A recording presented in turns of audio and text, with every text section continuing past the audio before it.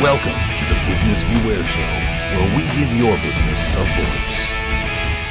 Last week we had a video with Barbara from Shark Tank, of course, where she talks about, she doesn't get people in a boardroom and talking about ideas. She takes people outside the place to actually have fun, because if you're not having fun, then you're not going to be creative. So we want to continue the whole thing with Shark Tank, and also Amber Mack. We actually had her on our radio show last year, and but she wrote this article about 7 entrepreneurial lessons you can learn from Shark Tank, and I thought it was pretty cool because it all is relatable to a small business. So we're going to talk about that. Absolutely, and I think a lot of the different points, she had like 7 points in this article, and every one of them are really important and they're key. Some more than others for a small business. She was taking the show and how to be prepared for the show and talk to the sharks. But as you're doing that, you're talking to sharks every day as a small business person trying to sell yourself. Right. Exactly. I mean, because everybody's out there trying to do the same thing. And remember what we always say: find your niche. Have I ever said find your niche? Not at all. I've never done that. But find your niche. I said it again. And the thing is, you've got to have something over the other person. Right. If you're selling shoes, you got to have the best shoes. Yep, you got to have that the best salesperson. Up above everything. Exactly. Mm-hmm. So, the first one is know your numbers. And when you're standing, let's get this straight. I love the Shark Tank. I love the show. Yeah. I love to watch these people. I love to see their gears turning. They're sitting there watching. Know your numbers. Last week even, they asked them what their numbers were, and they literally didn't even know. So you've got to know this stuff. Well, if you watched the show at all, what's the first thing they ask? What are your sales? It's about. What is your profit? What are your costs? I mean, what's your ROI? What's your return on investment? They're going to ask those things because what they're, sometimes it's not as much as what is your return on investment as do you know what your return on investment is. Exactly. And what do we preach on the show? You've got to know those things. You've got to know. If you're going to sell this one item for $1.15, what does it cost you to get the $1.15, and what are you taking away from that one item, that $1.15? It's a real thing. Know your numbers. Yeah. I guarantee you. Second one, be a good marketer.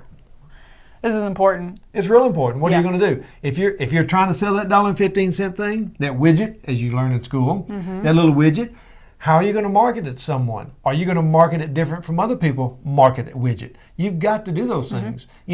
You've taught me this more than anybody. Yes.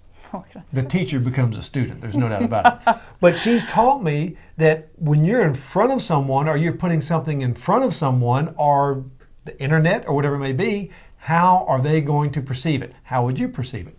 It's great. It's a great word. Yeah. We have to think about all the different things because there's so many different ways you could play on something, but you have to put yourself, the best thing you can do is put yourself in your customer's shoes or your thoughts. What is it going to come across to you, or what do you want to see in that business, even though it's not your business? Did you say crumb across? I may have run it. Yeah. I may have run it together. New word. Another one is be humble. You have to be confident. There's no doubt about it. And, I'm a confident person, but there's times you have to pull the reins back and you say, someone doesn't want something shoved down their throat. So you have to pull the reins back, and you have to be, a little bit of humility. Right. Never hurt anybody. There's no doubt about it. And people can see that. If you're going to go up to someone and say, you need to buy this, you're going to turn them off from the start. Oh, immediately. There's no doubt about it. Exactly. And you have to be humble, because sometimes, like a salesperson, not everybody's a salesperson. But if you think about it in this thought process, if someone doesn't want your product or doesn't want to sponsor you or anything else, then say, okay, thanks, man. You know what? Hit them up 6 months later. And then but if you're like that at the very beginning and say, no worries, it's good, then they're going to remember you, and they're going to remember that, you know what? He was nice to deal with. What do I always tell you? Shake the dust off your feet. Go on. Hey, whenever you make it, you're going to come back and they're going to go, boy, I wish I would have bought that from them. Oh, yeah. Happens all the time. Absolutely. All right. Number 4, understand good timing. Good timing. Timing is everything. Look at the economic tsunami we're in right now. Look at the housing prices. Look at what businesses are doing. Look at the market index. Look at all these different things. I mean, timing, gold and silver, all the different, things that you can do with the stock market. Timing is everything. In a business, timing is everything. Am I going to buy this truck to go out and service my accounts and I don't have any accounts? Bad timing. I mean, it's not that simple, but timing is everything. Well, and the thing is don't rush it, because, timing is everything. Absolutely. Have a good story. In other words, be ready. I tell you all the time, and I tell all my girls, if you're not passionate about what you're doing, how do you expect anybody else to be passionate about it? It's that simple. Yep. If you don't believe in what you're doing, if you don't believe in going to school, if you don't believe in, having a business, if you don't believe in raising a child, if you don't believe in having a dog, if you're not excited about that, other people are going to see that in you, and there's nothing you can do about it. It's gone. You never get a second chance to make a first impression. It's true. What's next? Be prepared to walk. I was going to say, I don't know. I thought you were. Be prepared to walk. Shake the dust off your feet. Realize that you may have to walk away from this. 7, be personable. It comes with humility, about the same thing, but be personable. Here again, like what you're doing. No doubt about it. Absolutely. Great words, Amber Mack. We like it. And Shark Tank, we'll love that too.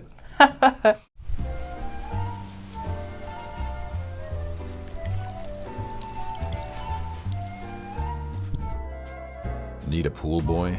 Learn more at businessbeware.biz.